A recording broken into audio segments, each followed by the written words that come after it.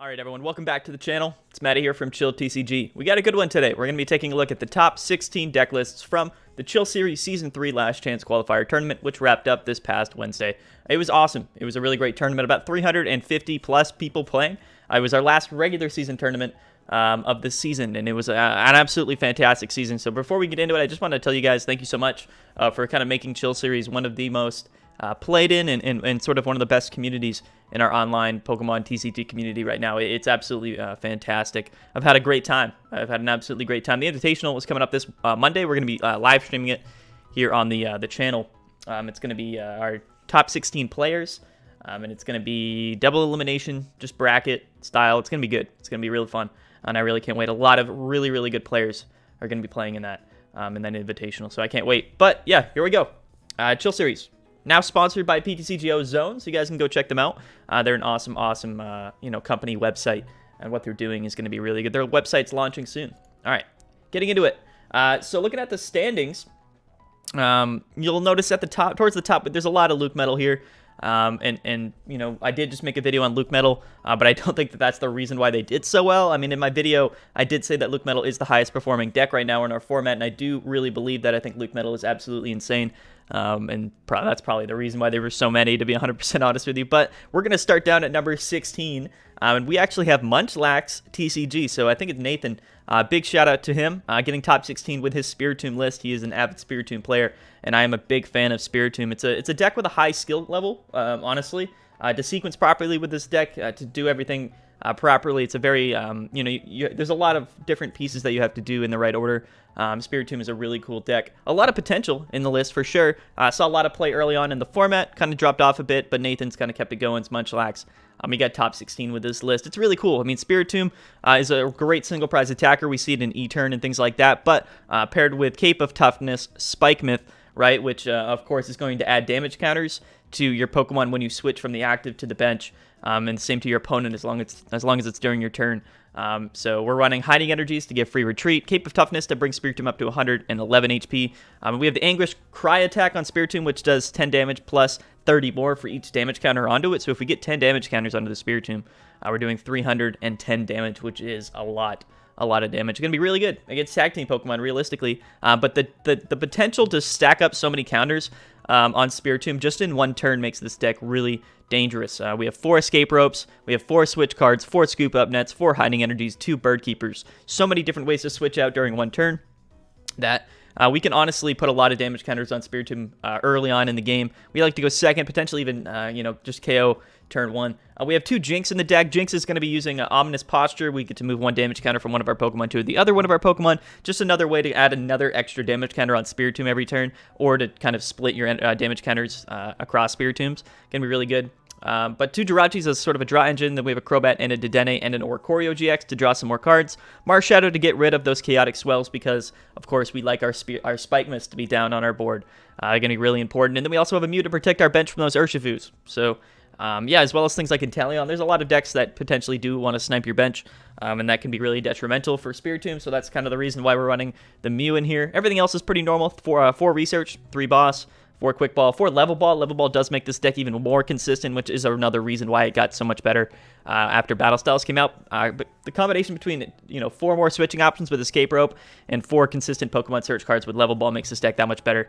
And we have 2 Ordinary Rods, just to shuffle those Pokemon and the basic energies back into the deck. 4 Cape of Toughness, 4 Spike Myth, like I said, and then 4 basics, 4 Hiding Energy. A great deck. It's really cool. I like it a lot. Big shout out to Nathan. Congrats on the top 16 for the LCQ here. Definitely super cool. Next up, Jacob Howard. We have Control here. He's playing the Alolan Muck Control deck, which I don't know too much about. We've looked at it a few times here. We have the Altaria, which is going to wall a lot of decks here. We have the Absol, which increases retreat cost of basic Pokemon. We've got the Alolan Muck, which when you evolve it, so we're not really going to be attacking with the card, but when you evolve it, when you evolve from Grimer to Muck on your bench, you get to, look at like draw the top 5 cards of your opponent's deck and then discard any item cards you find there. So it's a great way to just mill out item cards from your opponent's deck, which can be really good. We're going to discard those switches, those scoop up nets, like you know, hammers, like Pokemon Search, all of those things. And then between Giratina, the 4 hammers, we have Munchlax to shuffle those cards back into the deck. We have a couple Mews to protect our bench as well. Wonder Lab, Galar Mine. We're really just going to be kind of eliminating our opponent's ability to do anything and consistently just eventually win the game, because they're just all out of options, and we should be able to consistently shuffle cards back into our deck permanently with Lily's Pokédoll, or I guess Munchlax can just do that anyway. So that's kind of the way that this deck functions, I think. I don't know. I never play Control. I don't really know anything about the deck, and I do apologize. But I do know that this list has seen some success. It's actually really cool to see it in top 16. But yeah, here it is. Here it is. I'm sure a lot of you guys don't like playing against it. I am one of those people, but it is what it is. And it's a completely valid list, to be honest with you. It was still surprising to see it in top 16, but definitely super, super cool. Take it in. Take this one in. Study it. I don't know. Comment below if you know more about Control, or if you're Jacob Howard, and let us know what your strategy is in certain matchups. But super cool nonetheless. Next up, we have Kyle Vincent Imperial, number 14. He's from the Philippines. And he was playing, I think this is Greenzard, yeah. Which is super cool. Greenzard these days a lot of times is playing the Charizard and Breaks in, which I do kind of like overall, but I don't think it's that good of an option. And we've seen successful Greenzard decks without the Breakzard, so it's up to you. But this is, you know, probably the 3rd or 4th time we've been looking at Greenzard in the last few weeks. It seemed quite a bit of success. It's actually pretty powerful, and it's a bit more consistent than people think. Another deck with a really kind of high skill gap. Whenever you're playing a greens deck like this, you really need to know exactly what to search for every time you play greens. You need to kind of sequence properly, and you need to definitely kind of know your matchup and your best outlet to the matchup. One thing that I do want to say about the deck, which I've said so many times before, though, is that between the 4 Heat Energies, the 2 Big Charms, we even have a great potion in the deck. We can really kind of beef up our tag teams here, our Reshiram and Charizards, even our Breaks and Zard. With a couple Heat Energies and Big Charm, we've got like 340 HP or 330 HP, something crazy like that, which is going to be phenomenal to live hits from a multitude of Pokemon. The Malolana and the Great Potion as well. I mean, this deck has a pretty decent matchup, honestly, against Rapid Sugar, which is going to be really important. I like the 2 Power Plants in the deck as well. Tool Scrapper, Doll, a lot of 1-ofs. And if you guys don't know what Greens does, you just get to search your deck. If there's no Pokemon with abilities in play, which we're not running any Pokemon with abilities, we get to search our deck for 2 trainer cards, which we have a lot of different options, right? Which is kind of what this deck can do. And if we're not greensing in one turn, we're probably going to want a Welder, and if we already have anything set up, we're probably just going to play Boss's Orders if we want to, you know, snipe something or gust something up to get a KO. The deck's cool. It's really fun. Not a deck that I would ever play. 1, because it's Welder. 2, because it's greens. Those aren't 2 archetypes that I play very often, especially when you put them together, but I do know it's really good. Danny Altavilla did really successful with it recently. Kant has been on a roll with this deck recently, so I really like it, and it's definitely cool to see this Welder deck have success. Right now in the format, we have so many Welder decks, realistically. Like, we have so many different Welder decks that are successful. It's actually crazy. As I say that, though, there's like no other Welder decks in top 16, but we did have one that make it to final. So next up at Ricardo Tati at 13th from Brazil. He's playing Lukemetal. We have 1, 2, 3, 4, 5. We have 6 Lukemetals to look at. So, we're probably not going to spend too much time looking at Lukemetal. I also did just make a video on it, so if you're interested, definitely go check that out. But this is kind of the more standard version that people are playing Lukemetal these days. We have the 4 Zacian, 2 Lukemetal, 2 Zam. You don't want to be running any other Pokemon other than that. I like the 4 Marnie, 3 Boss, running the Tag Call engine with 4 Sinlin, 4 Malolana, 2 Sinlin, 2 Malolana, 2 Guzmahala, 4 Tag Calls. Really consistent. It's really, really, really good. 4 Metal Saucers. We're running a total of 15 energies in the deck, 10 basics, 3 Dolls, 2 Quick Balls. You don't need to run that many Quick Balls because realistically, it's going to be pretty quick for you to just draw into. The chances are you're probably starting with a Zacian. If you don't, you start with a Zam. But we're between the Marnies and we are running 2 Quick Balls, Tackles to find Lukemetal. It's not, and 2 Capture Energies as well, which, again, between the 4 Tag Calls, 2 Guzmahalas, and the 2 Capture Energies in your deck, that's a total of 8 different options to potentially find a Zacian, so you don't really need that many Quick Balls. But we do want to get Zacian out early. I do like the 3 Metal Goggles, 2 Cape of Toughness. I like Power Plant in the deck a whole lot. Now, I think me and my friends, who are much better players than I am, I think the credit was to maybe Saclasage. I don't know if it was him particularly, but he was talking about running Wonder Lab in this deck in place of Chaotic Swell, because, again, the Welder matchup isn't technically like that bad for you, and I don't know if Swell really changes much. You're either going to win that matchup or you don't. So I think that the Wonder Lab could be really, really good in Lukemetal and pretty much auto-win against Mad Party. Can be really good against E-Turn as well, and Rapid Strike Urshifu, and those are matchups that can get a little bit sketchy sometimes. So I like the Wonder Lab. I don't know if Swell is super needed, but this is the widely accepted list, and I think we're probably going to see this exact 60 like 5 other times here. But anyway, big shout out to Ricardo Tati. He's a great player. Consistently places well at Chill Series.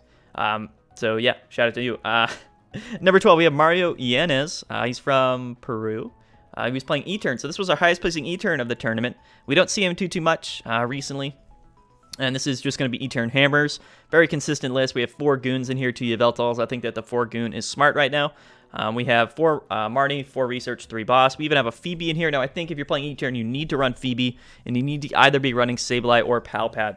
The deck still has a tough time against Lukemetal for sure, but you can win. It's possible. I like the Tool Jammer as well. Just more things to really help with the Lukemetal matchup. Again, Tool Jammer is going to get rid of the Toughness Cape that might be on your opponent's Zamazenta or the Goggles, and it's going to definitely give you the ability to one-shot your Zamazenta if he does play the Phoebe. Because if you have Cape on Zam, you have to get damage counters onto it. With Goons. So, I mean, and he runs 4 Goons. So, I mean, realistically, this guy has everything in his deck that he could need to beat a Lukemetal, but the matchup still isn't that great. But again, that's kind of what E-Turns are teching for these days. The 3 Weak Guards, 7 Dark Energies as well to kind of help with the Urshifu matchup too. So, here it is. E-Turn. I don't think it's as good as it was. The format is really kind of not kind to E-Turn right now, but it is still a really powerful deck, a really phenomenal deck. And, yeah, Mario, man. Mario getting 12th in the tournament. You'd love to see it. You'd love to see it. Next up, we have Thanet. I don't know how to say this word. Thanet, probably, maybe. I don't know. He's 11th in the tournament from Thailand. He was also playing the Lukemetal, just the busted Lukemetal. Yeah, it's the exact same list, right? Am I missing something? I feel like the cards are spaced out differently. Is something different here? So I feel like something is not here that was here in the last deck. Maybe not. I honestly don't know. Maybe it's the exact same 60. It looks to be. I can't find any difference with it. So yeah, I mean, this is Lukemetal these days. Again, I do think that this is the best way to play Lukemetal. I did just make a video on it recently. It's being played so much. It's seeing so much success in these online tournaments in Players Cup. I just think that Lukemetal is absolutely ridiculous. So we're going to appreciate it just for a second here. We're going to move on. But, either way, big shout out to Than, I think is how you pronounce this guy's name. But I don't know. Yeah, I mean, Lukemetal, it's so good. It's so good. I mean, it's ridiculous. I can't even say anything else about it. All right. Lukemetal Appreciation Night tonight. Next up, we have Varoom26. He's from France. And he was playing, actually, Rillaboom Mewtwo. So, Rowegg, Grass Mewtwo. Yeah, so I guess that's what they call it, Grass Mewtwo. I don't know. There's so many different names for decks these days. It's so hard for me to just know, like every archetype has like 4 different names for it. This list is also really good. There's a lot of different ways to play Mewtwo right now. A lot of them have been really successful. I think that this Grass Mewtwo list has been as successful as many of the other Mewtwo lists, and I might put it at the #1 spot in terms of how viable different Mewtwo decks are. I know that Psychic Galaxy Jirachi GX Mewtwo is really good. Victini Mewtwo is really good. So those are kind of the big 3 at the moment, but Grass Mewtwo is phenomenal. We have the Eggrow. 2 Eggrow, 2 Mewtwo. Those are going to be our main attacking options. Mewtwo is really good. It's a psychic type attacker in the format right now. Really good typing. But we also have Eggrow in case we're going against something where we don't want to play Mewtwo, I suppose. But Mewtwo is going to be preferable because we have Vileplume GX, Pheromosa and Buzzwole GX, and Dragonite GX, and Incineroar GX. And those are all Pokemon that we're going to be able to utilize their attacks if we are, of course, setting up a Mewtwo and Mew GX. Incineroar GX is going to be really good. Just nice big one-hit KOs if they hit into you. That GX attack is crazy for 3 colorless. Vileplume GX for 2 grass is going to do 180 damage. Really good in the mirror matchup against other Mewtwo's. Pheromosa, Buzzwole, Beast Game GX is going to be really cool to finish off KOs or against Mad Party. You can take an extra prize card. Jet Punch, also really good. It does 30 to your active and to the bench. And then actually, Elegant Soul does 190 for 3, which is actually a really good option as well. So keep that in mind. And then the Dragonite GX does 270 for 5, which is also really good. It's going to be awesome to KO, one-hit KO a lot of tag team Pokemon. And 5 energies is actually pretty easy to set up if you do get your Rillaboom set up, which is going to be our main draw support engine with Voltage Beat, and we can get that thing set up after our first turn with Super Growth from Eggrow. So absolutely phenomenal here. I like the 3 boss, 2 Marnie, 2 Guzmahala, 2 Malolana with 4 Tackle. So we are running the Tackle engine, which I think is smart for this deck. I think that the Malolana and the 2 Guzmahala is super good. I like the Big Charm 2 Air Balloons. I like the Stealthy Hood as well because it is a Mewtwo list. Stealthy Hood is gonna prevent all effects. Or no, yeah. So you're immune to your opponent's Pokemon's abilities is what that means. So that means like you can't get hit with a Zigzagoon Ping. Giratina can't knock off your energy. Fion can't switch you out. There's a lot of things that Stealthy Hood can really help for, and I think that in Mewtwo decks it's especially really, really good because I think it's a good card for a multitude of reasons. We're running Swell and a Wonder Lab. Wonder Lab's actually pretty smart because this deck likes to pile on a lot of energies to our Pokemon, and there's not a lot of decks that can accelerate as well as this deck. So Wonder Lab is smart. We're running 10 basic Grass, 2 Weak Guard. And then 2 Capture energies. I like the list. 2 Ordinary Rod as well. It's cool. I mean, I think this is pretty standard as far as Rillaboom, Mewtwo, Grass Mewtwo, Rowegg Mewtwo goes. I don't know. Pretty standard, I think. Eldegoss to get the supporters back. It's a good list. It's a really good list. Rillaboom's crazy. It's got 170 HP. I mean, a consistent, 2 energy per turn from your deck, energy acceleration engine. On a single price Pokemon with 170 HP, it's hard to KO those things, man. I mean, those Rillabooms are huge. 170 HP is a lot. It's going to be pretty hard to KO them. Urshifu, for example, can't even boss this thing up and KO it, so kind of insane. Big shout out to Vroom. We spent a long time on that list, but he's the only one playing that deck, so it kind of makes sense. Next up, we have Cash Vendor Singman. I don't know. It's Cashman. Cash is our homie. He got 9th in the tournament. He's from Singapore, I believe. Yep, had a great run. Bubbled right out of top 8, unfortunately. 10-3-1. But he was playing ADP, went on a great run. He was a great player.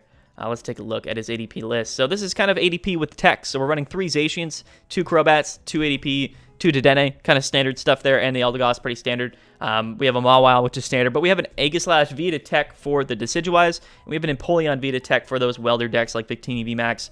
Or potentially even Centiskorch VMAX if we're still hitting it right now. So I kind of like those tech options. Gonna, better increase your matchup spread. But at the same time, gonna make it a little bit less consistent of a deck. But we have 4 Boss, 4 Research, 2 Marnies, standard stuff. We got 4 Saucer, 4 E-Switch, 4 Quick Ball, 3 Cherish Balls, 2 Escape Rope, 2 Spinners, 2 Switch. So, I mean, this is no hammers, and I think if you are running a couple tech Pokemon in here, you should run max consistency ADP, which I think is what Cash was doing. I like the Great Catcher on top of 4 Boss, 2 Air Balloon, 1 Rested Sword. All of it seems pretty correct with 1 Chaotic Swell, 8 Metal Energies, 3 Waters. This is a good list. It really is. I mean, ADP has the potential to win anytime, any place, and I think that if you're running a consistent version of ADP like this, you're going to see a lot of success. I don't know if Empoleon is necessarily super needed.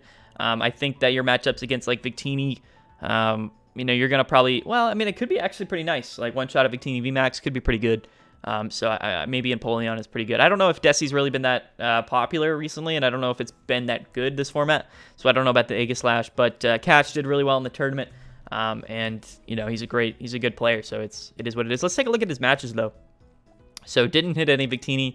And actually hit no welder decks. So unfortunately, those techs were in vain. But you know what? He went on a good run. He only lost to Rapid Strike Urshifu ADP, and then he did lose to Wadedays there playing the Psychic Mewtwo, which we'll take a look at in a bit. But big shout out to Cash. Congrats, Cash, getting 9th. I think that's one of your best placements in Chill Series. But next time we'll do even better. I know it. Next up, we have Vaughn. Vaughn was also playing Lukemetal. I think he was playing the same exact list as Jayla Sage and Zach Lesage. And I think that this is the same list as the other 2 Lukemetals that we looked at too. But anyway, we're going to take a look. Big shout out to Vaughn, one of my good friends. And Chill Series admin. Just a friend of the community. So here it is. The same Lukemetal list that we saw previously. I got nothing to say about it. It's literally just Lukemetal. It's how everyone's playing the deck. It's ridiculous right now. And it's very, very good. Very, very good. But if you're looking at all these Lukemetal lists and you're like, you know what, I'm going to play Lukemetal, I think you cut Swell for Wonder Lab. Just try it out. Auto and Mad Party, help with Urshifu, help with E-Turn. I think it's smart. And I think that next week during Chill Series, we're going to see a lot of high-placing Lukemetals play Wonder Lab. I can guarantee it. But yeah, here it is. We're not going to spend too much time. Sorry, Vaughn. This is the third time we've taken a look at the same list. But congrats on the great run, and congrats on top 8. Next up, we have Wadedays from Japan. Now, he's our highest placing Mewtwo deck, and this is Psychic Mewtwo. Galaxy Mewtwo, Jirachi GX Mewtwo. It's an interesting list. It's literally Psychic Mewtwo, guys, but we are running Aurora Energies to tech in some other attackers, namely being Vileplume GX, Giratina Garchomp GX, and Incineroar GX. One thing a little bit different about this list is we're actually running an Espeon and Deoxys GX, which is super cool. I think maybe that's for cross-division GX. I'm not sure exactly why we're running it. I know that first attack actually does more damage for the more Psychic Pokemon on your bench, so potentially could be actually pretty good. Yeah, it's a really powerful list. The 2 Jirachi GX is important. Not only does it eliminate our Psychic weakness sometimes in matchups, but it also is going to be there for the Star Search ability, which is going to be really good for going second to get that second energy on. Yeah, I mean, I've talked about it a lot. He's actually, oh, never mind. He's running Crushing Hammers in his deck. I didn't even notice that. So this is kind of not a super standard version of Mewtwo and Mew GX. Yeah, I mean, maybe Crushing Hammers is broken in the deck. I don't know. We don't really have a consistent way to search them out, although we do have 2 Dedennes, 1 Crobat, 4 Research, 3 Marnie, so we should be able to move through the deck pretty quickly. Yeah, interesting. Hammers in Psychic Mewtwo, really. Maybe that's the wave, guys. Maybe this is what we're playing right now. It sounds terrifying, to be honest with you. I mean, if this Mewtwo deck hits 4 Hammers, and we have Nightwatch, and we have Marnie, and we have, well, we're not running Stamp in the deck, so I guess he had to make room for the Hammers, but yeah, Nightwatch, Marnie, Hammers sounds pretty insane, sounds pretty scary, and definitely interesting nonetheless. Let me know in the comment section below, guys, what do you think of this deck? What do you think of Psychic Mewtwo with Hammers? Is this what people are doing these days? This dude's from Japan, so maybe he just knows the spice. Maybe he knows something that we don't, potentially. But anyway, big shout out to our guy here, Wadedays. Next up, we have Snarfinator, number 6 in the tournament from Sweden, 11-4, also playing Lukemetal. So, yeah, here it is. Okay, here it is, guys. Look, the Wonder Lab, the busted Wonder Lab. Everything else here is exactly the same, except we are running 4 coding and 9 basics. I don't agree with that. I think we should probably be running more basics, and I don't think you need 4 coding, but maybe you do. I don't know. He's actually running only 1 cape as well and a tool scrapper, so a couple things are a little bit different. And this is a little bit of a change. It's like the same 57 cards as the other Lukemetal lists, but I think Scrapper can be good in the mirror matchup for sure. I think it also can be good in a wide variety of scenarios. I don't know if it's better than cutting a cape for it, to be honest with you, but it is interesting. And then we're not running the Power Plant, actually. We're running Wonder Lab, but I think you keep Power Plant and you keep Wonder Lab, but you cut Swell, and I think Swell is less good than Wonder Lab with all the Power Plant. With all the Mewtwo decks running around, Power Plant's really good against ADP. It's just really good in a lot of scenarios. Also, Wonder Lab and Power Plant are both really good against Mad Party, which can be a pretty awkward matchup. So I like the list, but here we go. Here's the Wonder Lab. Like I mentioned, it's super good, super crazy. And I think that there's a lot of potential with this list. Lukemetal's pretty slow, and a lot of times it's pretty easy to get 4 energies onto all these Pokemon. And yeah, I mean, Wonder Lab, dude. Play the Wonder Lab. It's cracked. Absolutely gross. Oh, man. All right, shout out to Snarfinator, number 6. Next up, we have Danny Altavilla, consistently been getting top 8s at Chill Series every week, quickly becoming one of our best Chill Series competitors. Obviously, one of the best players in the game, so that makes sense, but he's been performing extremely well. He went on an absolute tear, by the way. And I just want to point this out. He got 5th in the tournament with Peak. Our next highest placing Pikarom was 90th. So we went from 5th place to 90th place with Peak. If that gives you an idea of how to play Peak, or if you should be playing Peak, maybe it will. But I want to just show you something real quick. These are his matchups, okay? This dude went a straight 9-0 in Swiss. He beat 5 Lukemetals in the first phase of Swiss. And he also beat a Dragafoo. So this dude was insane, went on a 9-0 run in Swiss, was our 1 seed, proceeded to win 2 more games, guys. So he went 11-0, and then he played Jayla Sage here. I was watching him on stream, Danny on stream. He won this game. He literally beat Jayla Sage playing Lukemetal. So that was his 7th Lukemetal win in a row, right? He ended up beating Jay, but then ended up scooping to him because he wanted to see Jay in Top Cut. He would end up losing to Jay in Top Cut, so maybe that wasn't the best decision. But technically, Danny Altavilla did end up going 13-0 in this tournament and lost in his last round. Yeah. insane. I mean, he literally went on an insane run with Peak. I don't even know how he did it. But anyway, we're going to take a look at his deck list. Danny now is one of the best players in the game, one of the best Pikarom players I have ever seen. And his Pikarom list was really, really good. I think that it's super standard Peak here. I like the Yell Grunt. I like the 4 Hammers. He was running a Tool Scrapper in his list, which is a little bit different. And I like the 2 Air Balloon, Big Charm, Stealthy Hood. I like everything in the deck. I think everything has its place. I think that 3 Bolton is fine, especially in a best-of-1 format. I just think that 3 Bolton is totally fine. And I like the tool card lineup here. I like the Cherish Ball, E-Radar, 4 Quick Balls. I like the 2 Stamps. I do like Tool Scrapper a lot in 1 Swell, 10 Basics, 3 Speed Energies. I think that if you're playing Peak right now, this is a really good option. You could cut Yell Grunt, 4 Fan of Waves. It's a little bit more situational, but it's not a supporter, and I think that kind of gives it a little bit of a benefit. But Danny definitely knew what he was doing. Somehow went like 7-0 against Lukemetals. Did ended up losing to Jay though in top 8, which is interesting. His deck finally failed him.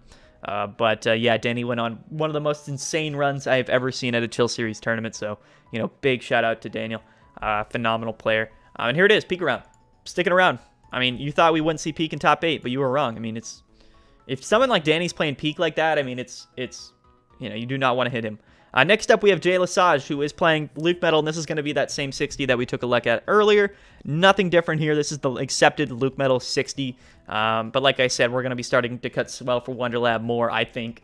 Maybe not. I could be wrong, but I think that that's smart. But here it is, our 5th time looking at it, so just take it in a bit. Big shout out to Jay.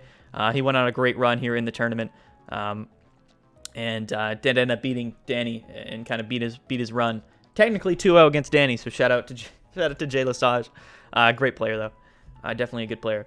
Next up, right after Jayla Sage, we have Zach Lesage. So the Lesage brothers both made top 4 in the tournament. We were this close. They were on opposite sides of the bracket. We were this close to seeing Lesage finals. Lesage brother finals would have been awesome. But Zach Lesage, one of the best players in the game as well. Players Cup 2 champion. Also playing the same 60 as his brother Jay. Both of them had a phenomenal run. Here it is. I don't know why I keep showing you the same list, but yeah, here it is. And Zach himself told me that he's going to start running Wonderlab over Swell. He tested the matchups, tested it against Mad Party, E-Turn, Urtravu, said it's worth it, said it's good. So I believe him, and I think that other people are going to follow suit. So, yeah, I mean, here it is. Here it is. I mean, unfortunately, all these players did come, really close to pushing for a qualification to the Invitational, but unfortunately, they didn't make it. But big shout out to Zach. 12-4 in the tournament, went on a great run. Lukemetal did so well this week. Next up, we have Ali DK, 18. He's from Venezuela, and he was playing Tempozard, I believe.